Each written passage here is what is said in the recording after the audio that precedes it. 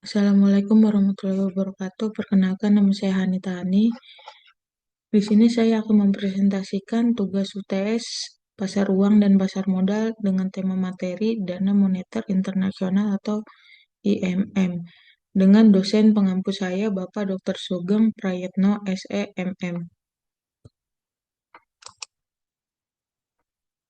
Dana Moneter Internasional adalah organisasi internasional yang mengawasi sistem keuangan global dengan mengikuti kebijakan makroekonomi dari negara-negara anggota, terutama mereka yang memiliki dampak terhadap nilai tukar dan neraca pembayaran.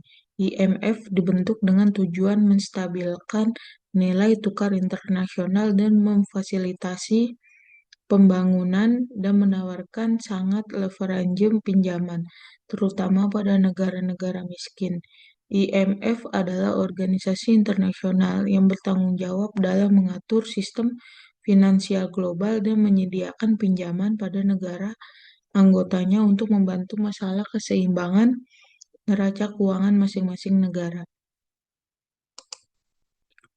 Salah satu misinya adalah membantu negara-negara yang mengalami kesulitan ekonomi yang serius, dan sebagai imbalannya, negara tersebut diwajibkan melakukan kebijakan-kebijakan tertentu, misalnya privatisasi badan usaha milik negara dari negara-negara anggota PBB yang tidak menjadi anggota IMF adalah Korea Utara, Kuba, Liechtenstein, Andorra, Monaco, Tuvalu, dan Nauru. IMF dijuluki organisasi internasional paling berkuasa pada abad ke-20 yang sangat besarnya berpengaruh bagi kesejahteraan sebagai besar penduduk bumi. Lembaga ini dibentuk sebagai hasil kesepakatan Bretton Woods setelah Perang Dunia Kedua. Menurut pencetusnya, Keynes dan Dexter White, tujuan pembentukan IMF adalah menciptakan lembaga demokratis yang menggantikan kekuasaan pada bankir dan pemilik modal internasional yang bertanggung jawab terhadap resesi ekonomi pada dekade 1930-an. Akan tetapi peran itu berbalik 180 derajat setelah IMF dan Bank Dunia menerapkan model ekonomi neoliberal yang menguntungkan para pemberi pinjaman bankir swasta dan investasi internasional. Tujuan IMF. Tujuan IMF dalam status pendirian IMF, beberapa tujuan yang ingin dicapai oleh IMF yaitu memajukan kerjasama moneter internasional dengan jalanan mendirikan lembaga. Yang pertama itu memperluas perdagangan dan investasi dunia. Yang kedua, memajukan stabilitas kurs valuta asing. Yang ketiga, mengurangi dan membatasi praktik-praktik pembatasan terhadap pembayaran internasional. Yang keempat itu menyediakan dana yang dapat dipinjam dalam bentuk pinjaman jangka pendek atau jangka menengah yang dibutuhkan untuk mempertahankan kurs valuta asing yang stabil selama neraca pembayaran mengalami defisit yang sifatnya sementara, sampai dapat diatasi dengan jalan menyesuaikan tingginya kurs devisa, memperpendek dan memperkecil besarnya defisit atau surplus neraca pembayaran, menjadi tempat acara permanen bagi pertemuan-pertemuan dan perundingan untuk mencapai kerjasama internasional dalam bidang keuangan. Lanjut, lalu ada membantu memperluas perdagangan internasional yang seimbang di antara anggota-anggota dan membantu perekonomian para anggotanya. Lalu ada berusaha meniadakan komparatif dan depreciation dan menguasakan tercapainya stabil exchange rates. Menghilangkan exchange rate membantu para anggota yang mengalami kesukaran dalam pinjaman luar negeri agar tidak mengambil tindakan-tindakan yang dapat merugikan negara yang bersangkutan dan negara lainnya.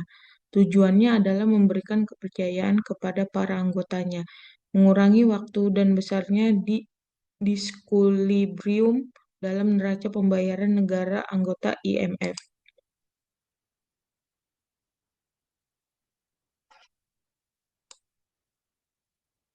Bank Pembangunan Islamik atau Islamic Development Bank atau disingkat IDB The Islamic Development Bank atau IDB adalah institusi keuangan internasional yang didirikan sesuai dengan The Declaration of Intent yang diterbitkan oleh Conference of Finance Minister of Muslim Countries yang diadakan di Jeddah pada tahun 1973 dengan tujuan mempromosikan perkembangan ekonomi dan sosial dari komunitas Muslim, baik negara anggota maupun non-anggota yang sejalan dengan syariat Islam. Salah satu tujuannya yang penting adalah membantu mendorong perdagangan antar negara Muslim. IDB merupakan cabang keuangan dari Organization of the Islam Conference atau OIC. Ide awal pembentukan Bank Islam Internasional untuk memayungi sistem keuangan negara-negara Islam di seluruh dunia adalah proposal yang diajukan oleh Mesir pada Sidang Menteri Luar Negeri Negara-negara Islam atau OKI di Karachi, Pakistan bulan Desember tahun 1970. Proposal ini berisi tentang studi pendirian Bank Islamic Internasional yang difokuskan untuk perdagangan dan pembangunan, International Islam Bank for Trade and Development, dan pendirian Federasi Bank Islam, Federation of Islamic Bank. Proposal ini kemudian dikaji oleh 18 negara Islam. Isi dari proposal tersebut mengusulkan untuk mengganti sistem keuangan yang selama ini didasarkan pada bunga dengan sistem kerjasama bagi hasil, baik bagi untung maupun bagi rugi. Hal-hal yang tergandung dalam usulan proposal tersebut yaitu yang pertama, mengatur transaksi komersial antar negara-negara Islam. Yang kedua, mengatur institusi pembangunan dan investasi. Yang ketiga itu merumuskan masalah transfer, clearing, serta settlement antar bank. Islam sebagai langkah awal menuju terbentuknya sistem ekonomi Islam yang terpadu. Yang pertama itu membantu mendirikan institusi sejenis bank sentral syariah di negara-negara Islam. Yang kedua, mendukung upaya-upaya bank sentral di negara Islam dalam hal pelaksanaan kebijakan-kebijakan yang sejalan dengan kerangka kerja Islam. Yang ketiga itu mengatur administrasi dan mendayagunakan dana zakat.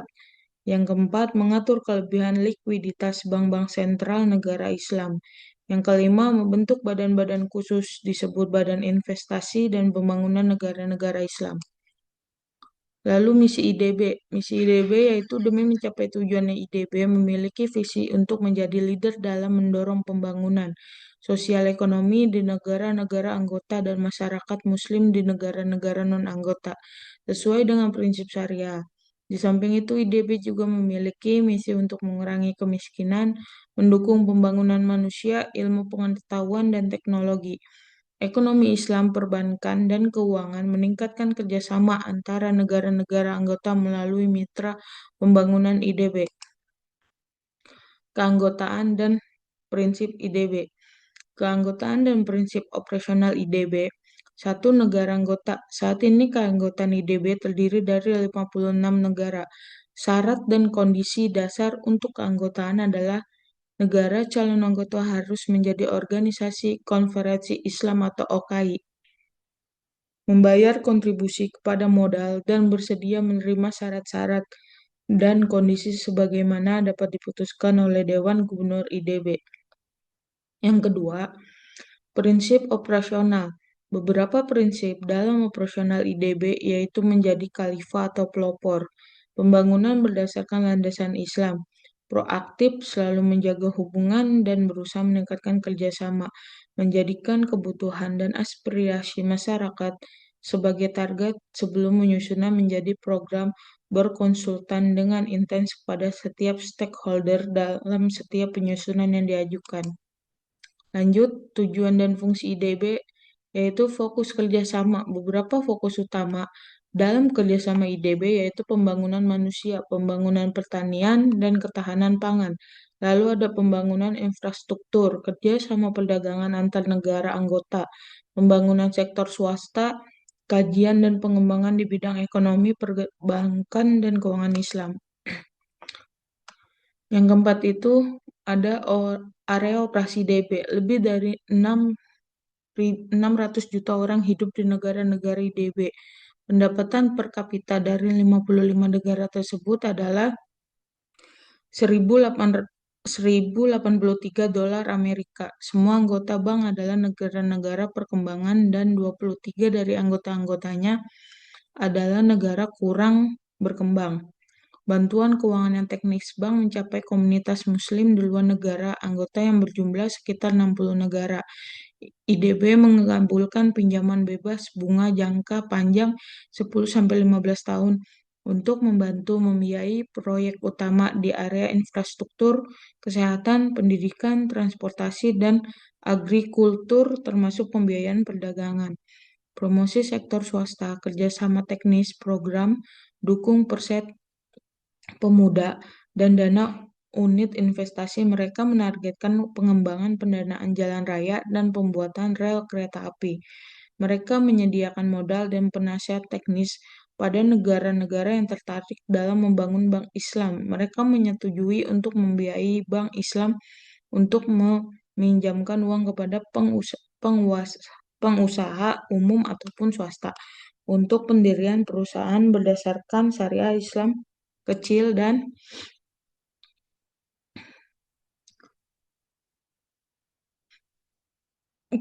kegiatan IDB di beberapa negara. IDB menyetujui untuk pembiayaan penjualan secara bertahan untuk proyek pemasangan listrik. Pembiayaan tersebut dilakukan dengan metode Islam. IDB juga memberikan bantuan untuk negara-negara yang terkena tsunami. Mereka mengalokasikan dana untuk pemulihan bencana tsunami di Indonesia, India, Maladewa, Thailand, Sri Lanka, dan Somalia. Bagian lain dari bantuan adalah untuk rekonstruksi infrastruktur seperti bidang kesehatan, pendidikan, air, energi, dan transportasi. Kegiatan IDB di beberapa negara yaitu sebagai berikut. Yang pertama itu Asia Barat dan Afrika. Kegiatan-kegiatan IDB di Asia Afrika antara lain sebagai berikut. Membiayai aluminium Bahrain untuk membeli bahan mentah pada tahun 2003. Pemerintah Bahrain dan IDB melakukan perjanjian melibatkan pembuatan proyek milik negara untuk proyek pengembangan serta proyek infrastruktur. Menambahkan bantuan teknis untuk the Higher Commission for the Development of High Region Saudi Arabia dan membiayai proyek energi dan berbagai proyek pengembangan dari IDB di Yaman. IDB mendirikan Endowment Fund baru. Mereka membantu pembiayaan beberapa properti donasi di Yaman, memberikan bantuan kepada Irak untuk usaha rekonstruksinya. IDB membantu utang Irak dengan menambah jangka waktu untuk pengembalian pinjaman sebelumnya. Lalu bekerja sama dengan Arab Fund for Economic and Social Development dan the Abu Dhabi Development Fund menyediakan pembiayaan proyek pipa di Yordania mendukung Palestina saat terjadi pergolakan pada bulan September, membiayai berbagai proyek pengembangan di Sudan pada Februari 2022. Mereka meluncurkan evaluasi untuk pembiayaan bank data yang akan digunakan untuk tujuan pendidikan. Asia Selatan dan Asia Tenggara. Kegiatan-kegiatan IDB di Asia Selatan dan Asia Tenggara antara lain sebagai berikut. Melakukan studi restrukturisasi dan rekronisasi Islamic Research and Training Institute atau IRTI, IDB di Malaysia serta ditugaskan untuk mempersiapkan studi untuk organisasi OIC mampu membiayai sejumlah proyek di Indonesia, termasuk meningkatkan sektor agrikultur negara dan perusahaan kecil dan menengah serta kemungkinan untuk perusahaan pembuat pesawat terbang. Mendanai 44 proyek di Bangladesh dan telah memfasilitasi 67 transaksi perdagangan pada bulan Juni 2002. IDB mengumumkan maksudnya untuk membiayai Bank Bangladesh untuk pengembangan infrastruktur mengadakan perjanjian dengan The Development Bank of Brunei atau DBB pada bulan Juni 1999 untuk memfasilitasi bisnis ekspornya. Negara-negara lain, kegiatan-kegiatan IDB di negara lainnya, antara lain sebagai berikut: memberikan bantuan pada Tajikistan untuk rekonstruksi substansi sebagai bagian proyek untuk mengembalikan sistem negara tersebut. Lalu mengalokasikan dana untuk pembelian dan pemesanan perlengkapan gedung kesehatan di Dushanbe dan daerah pedesaan. Lalu mengalokasikan dana untuk pembangunan arus listrik di Ashgabadia dan pusat substasiun di Azerbaijan. Membuat investasi penting dalam pembangunan kembali institusi pendidikan Kosovo. IDB memberikan bantuan untuk pembiayaan proyek pendidikan bagi pelajar Muslim di Bulgaria. Pengkajian IDB. Kajian IDB adalah institusi pembiayaan perdagangan dan proyek terbesar di dunia Islam yang telah berkontribusi besar dalam mengembangkan kinerja ekonomi dan membantu meningkatkan kesadaran dalam pendidikan di negara-negara anggotanya. IDB mempersiapkan negara anggota OIC untuk keanggotaan World Organisasi. Fungsi badan ini adalah sebagai berikut. Yang pertama, mengatur investasi modal Islam, lalu menyeimbangkan antara investasi dan pembangunan di negara. Lalu Islam memilih lahan sektor yang tepat untuk investasi dan mengatur penelitiannya, lalu memberikan saran dan bantuan teknis bagi proyek-proyek yang dirancang untuk investasi regional di negara-negara lain.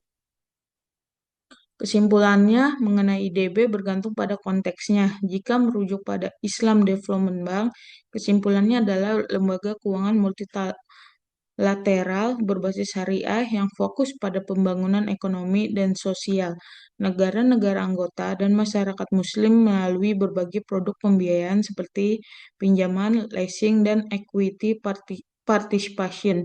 Jika merajuk pada Inter-America Development Bank, kesimpulannya adalah lembaga keuangan pembangunan utama untuk Amerika Latin dan Karibia yang berfokus pada pengurangan kemiskinan, ketimpangan, dan pembangunan berkelanjutan.